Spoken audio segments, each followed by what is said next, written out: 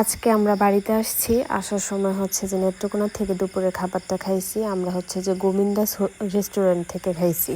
এটা হচ্ছে ইসকনের একটা হোটেল আর কি। সব কিছু এখানে নিরামিষ খাবার।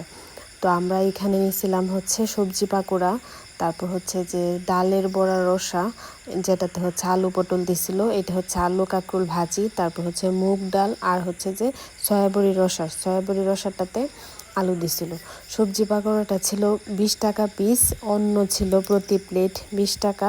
তারপর হচ্ছে যে আলু কাঁকরোল ভাজিটা সম্ভবত 20 টাকা ছিল এক বাটি। ডাল ছিল প্রতি বাটি 20 টাকা, মুগ ডালটা। আর রসাগুলা ছিল 40 টাকা করে।